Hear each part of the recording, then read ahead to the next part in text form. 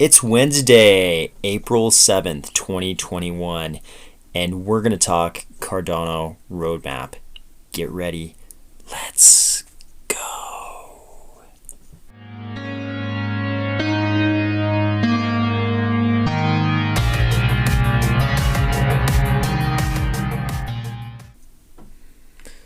All right, this is going to be a big, juicy, sweet and savory, delicious episode of the Cardano Rumor Rundown because we're going to cover the video Charles recently put out about the Cardano Roadmap. He revealed some new information in this video and also created a lot more clarity around where they would like to go both in 2021 and looking forward to Cardano 2025.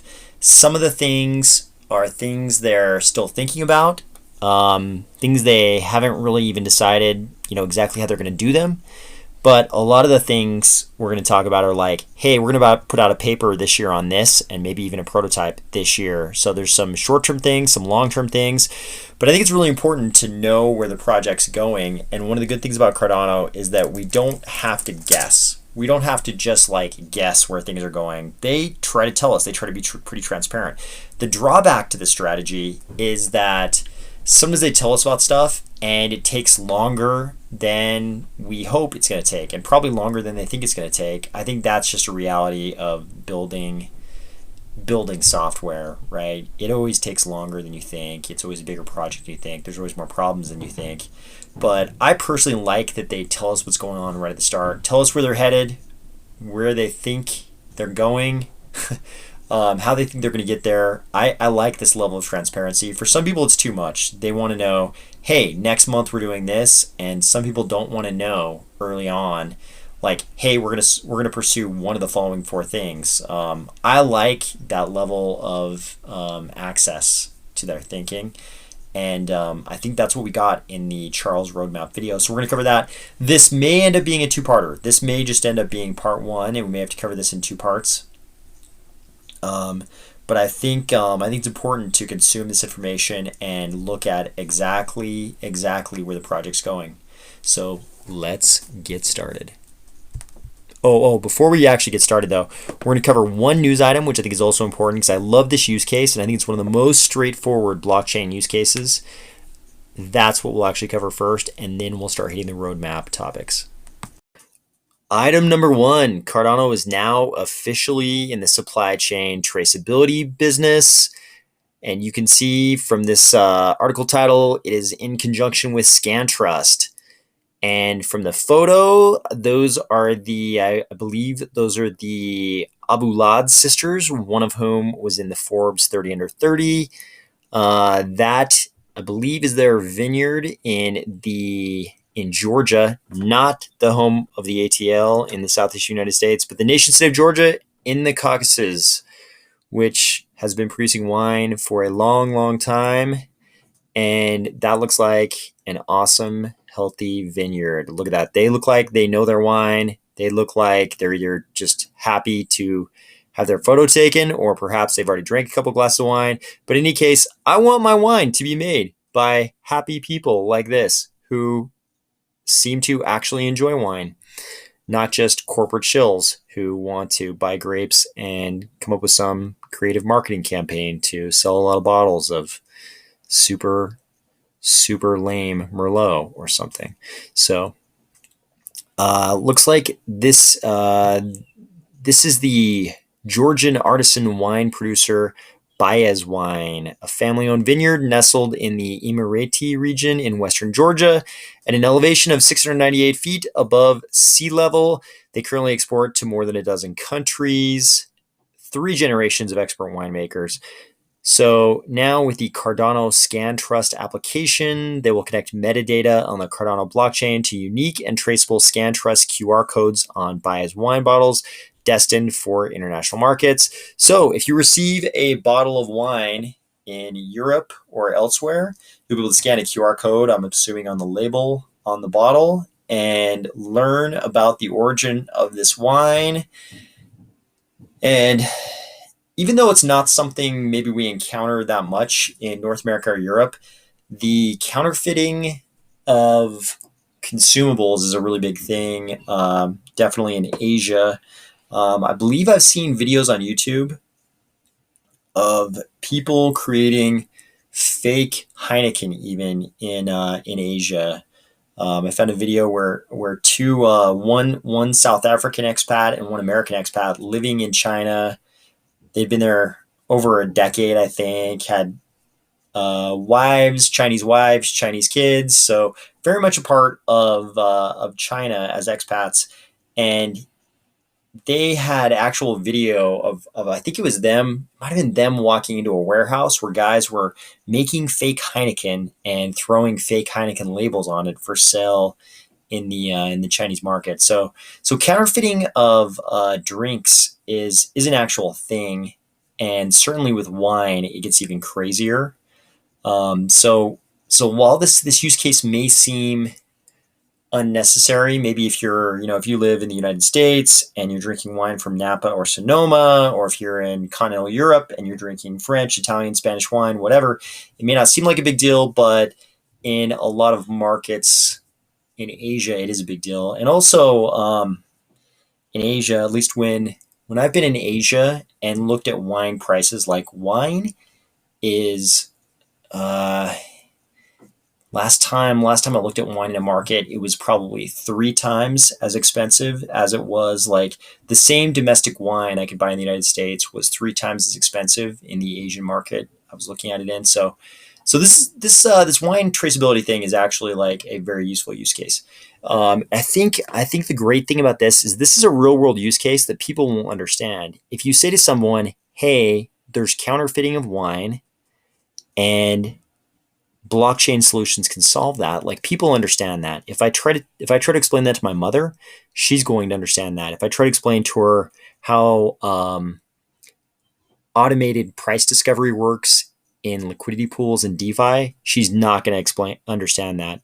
This she can understand. I think it's a great use case. I'm super glad to see Cardano jump into it.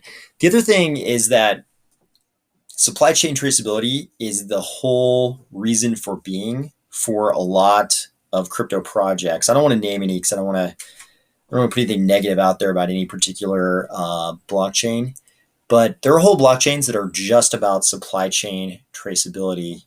And unfortunately, I think Cardano can encompass all the utility of those types of chains in just a small use case running on as a small project in Cardano.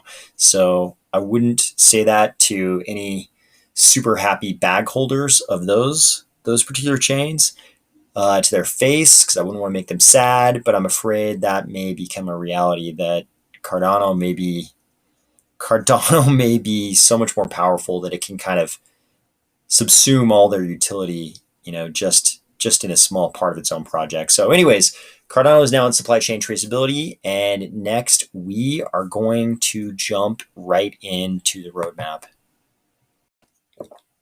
Okay, first up on the roadmap, let's talk protocol. Let's talk about the protocol. Ouroboros, the snake that eats its own tail, representing infinity.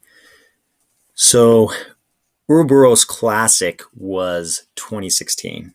You'll notice the publishing papers here are when they were published in the journals of these big conferences. Crypto 2017, Eurocrypt 2018. So they might have been like a year later, but Ouroboros Classic was 2016. Charles, in his roadmap video, described it as a theoretical artifact that IOHK could build upon. Ouroboros Praus was 2017, and it's still running now. Ouroboros Genesis was 2018. Ouroboros Omega is going to be the capstone. It'll be a roll-up of all the previous iterations of Ouroboros, plus things like Ouroboros Chronos, Redux, Ledger Combiners, and some things they've learned from the larger industry. The paper and a prototype will be this year, according to Charles. And he wants to have this in place, sort of running by Cardano 2025. This is really interesting. It might seem a little dry and boring when Charles talks about protocol papers, right? I think a lot of people, probably a lot of people holding Cardano right now, don't even know how to spell Ouroboros, let alone know what the hell it is. But I think it's important to think about these things. I mean, this is really the foundation of our whole system. So it's important to think about whether or not Cardano as an ecosystem is pushing forward its base protocol, or it's one of these blockchain projects where they push out a protocol that's been characterized by many as simple Byzantine fault tolerance, raise $4 billion, and then arguably don't do anything at all with it going forward.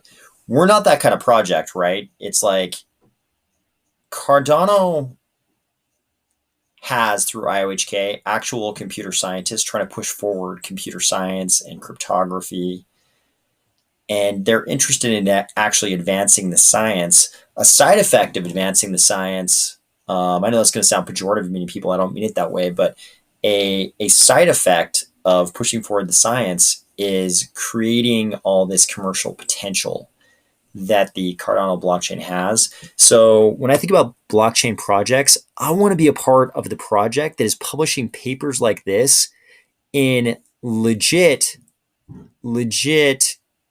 journals of legit conferences of people in that scientific area. And that's what we have here in Cardano. So that's the game plan. Ouroboros Omega paper and prototype this year. And it sounds like things actually rolling by Cardano 2025. Proof of stake sidechains. We're going to come back to that one later. Next, Charles talked to us about wallets, and in particular about light wallets or light clients. So, if you don't know, there's been this classical divide in crypto for as long as I can remember. There have been light clients and full node clients. Daedalus is like the full node client for Cardano, and Yoroi is the light client. The difference being with a full node client, you download the entire blockchain, which is why people bitch and moan so much every time they open up Daedalus and they have to download the whole blockchain. Whereas with Yoroi, which is just a Chrome extension, that blockchain is being stored on the servers. Since it's an Emergo project, I'm assuming in Japan, or maybe they have servers over here to make it quicker for North Americans and Europeans. But you're relying on their servers, and you go from the world of a full node client that is trustless, like you have the full blockchain running on your machine. So you don't have to trust any server that the coin you're transacting in, like say you're purchasing a coin, you don't have to trust some server that's just telling you that coin hasn't been double spent, right? So double spending would be like if I pay for some good or service in ADA and I send ADA to Bob, but in fact, I have already sent that ADA to Alice, right? I'm double spending those coins. So in the light wallet world, we could have to trust the server. In the full node world, we don't have to trust the server. We can verify where those coins have been since the moment they were minted. That's the difference between a heavy wallet and a light wallet. Heavy client, light client, full node. We shouldn't say heavy. We should say full node, right? Heavy sounds kind of prejudicial. There's another way. So the roadmap that Charles presented on wallets was all about light wallets, which is kind of confusing because you'd think, hey, IOHK makes Daedalus, Emergo makes Yoroi. You would think they would be pushing us towards their full node wallet like most other projects do. Not the case. Charles wants to make the light client the default, not just in Cardano, but in the community.